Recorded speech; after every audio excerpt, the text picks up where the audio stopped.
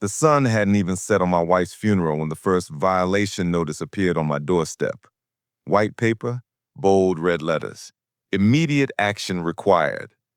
I remember staring at it, barely able to breathe, thinking they wouldn't dare. Not today.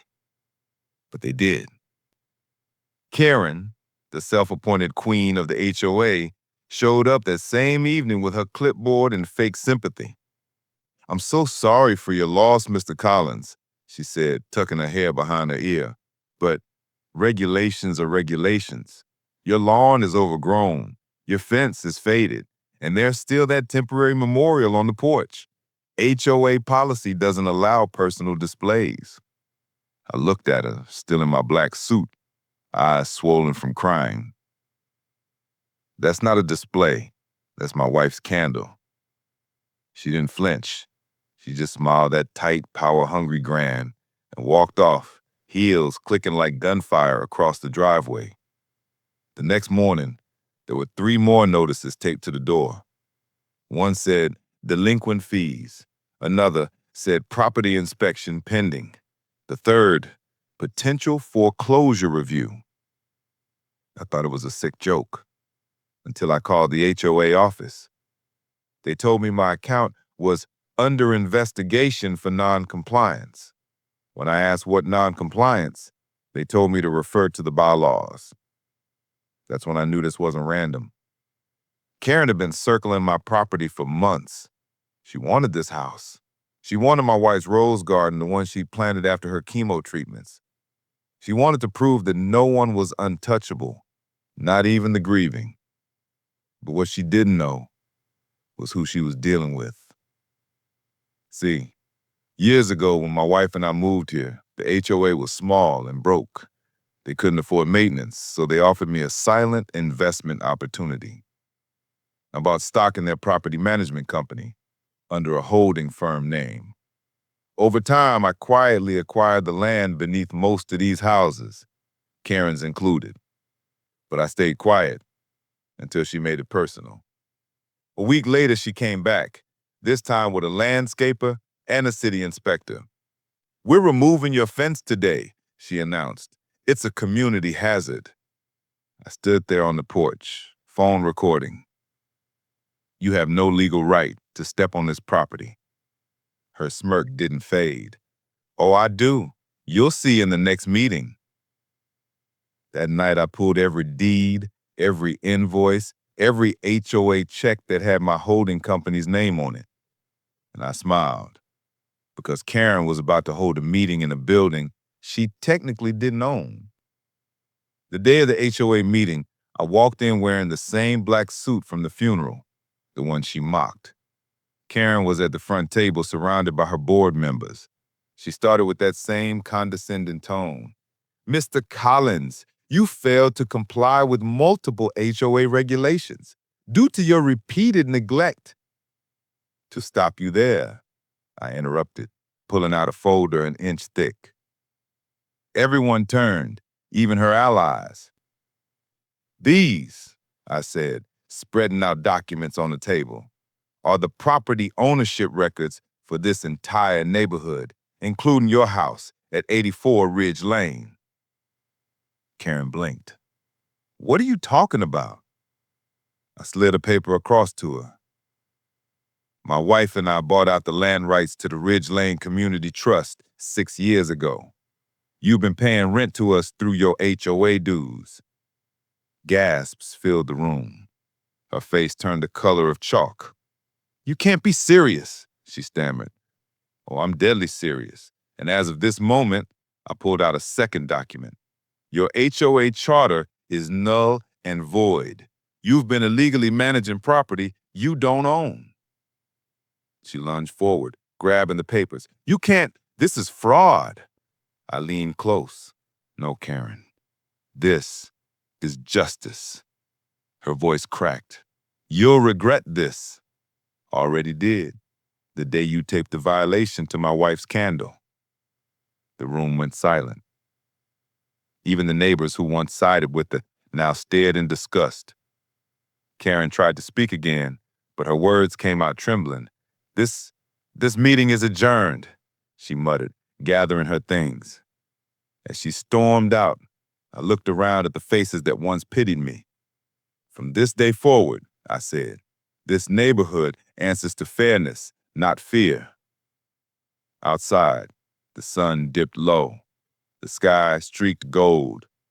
I walked home, documents in hand, and for the first time since my wife's death, I smiled, because the woman who tried to take everything from me just lost everything she ever had. 2 days after the HOA meeting, Karen vanished. No calls, no visits, no more threats. I thought it was over. Then the letters started arriving again. Not from the HOA this time, but from the City Code Enforcement Office. Apparently, my property was now being investigated for illegal modifications, safety violations, and unpaid taxes. I knew it wasn't random. Karen had friends in the city council, and she wasn't done trying to destroy me. But unlike before, I was ready. I hired a private investigator, someone who owed me a favor from years ago.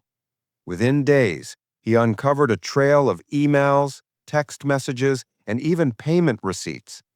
Karen had bribed an inspector to falsify reports, and she was planning to have my house condemned.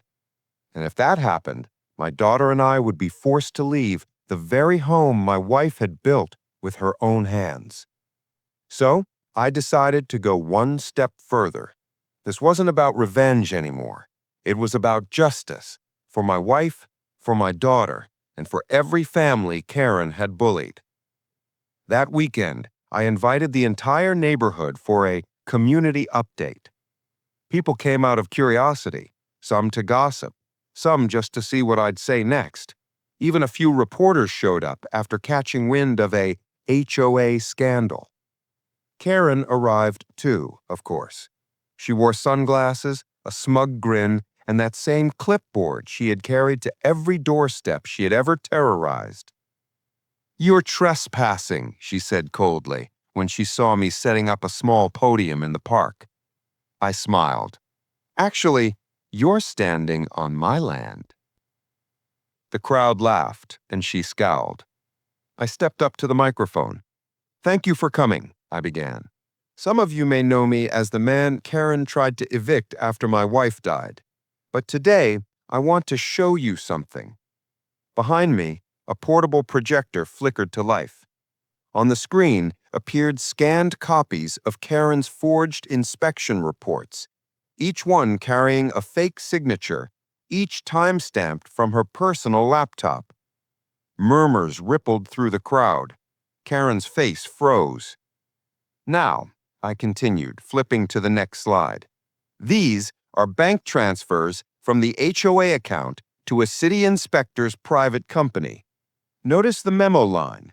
Expedited code action, Collins residence." Gasps. Phones came up. People were filming. Karen stepped forward, shouting, "This is defamation. You're making this up."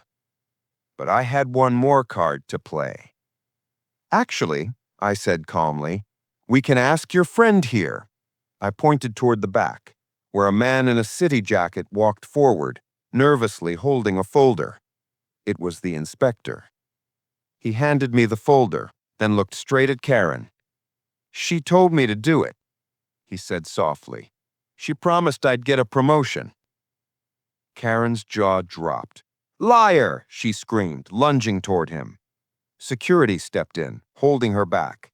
The crowd erupted. Some booed, others filmed, others just stood in stunned silence. I turned to her one last time. "You didn't just break HOA rules, Karen. You broke the law." Right then, the local news crew, who had been quietly recording everything, walked up and asked for an interview. Karen tried to cover her face, shouting, "You can't show this!" But it was too late. That night, every major channel in the city aired the story. HOA president accused of fraud and harassment. Widower exposes corruption. The footage went viral. People all over the state started reaching out, sharing their own HOA horror stories. The mayor's office opened an investigation, and within a week, Karen was charged with fraud, conspiracy, and harassment. The next time I saw her, she wasn't wearing sunglasses or pearls. She was sitting behind glass in a county jail jumpsuit, staring down at the table as her lawyer whispered about plea deals. She didn't look like a queen anymore. She looked small, powerless, forgotten. As I stood outside the courthouse, my daughter hugged me tight. "Mom would be proud," she whispered. I looked at the sunrise breaking over our street. The same street Karen once ruled through fear. The same homes she once controlled with threats and lies. Now peaceful, quiet, free. I walked home with my daughter, past the rose garden that still bloomed every spring. I'd added a small plaque beside it that morning, etched in bronze. "For Emily, you built this home with love, and love will always win." I looked at the house, our house, and smiled. Because for the first time in years, it finally felt like home again. And somewhere far away, in a cold gray cell, Karen finally understood what it felt like to lose everything, just like she made so many others feel before. The end. I am Liam, and trust me, the next HOA story is even worse. Subscribe now.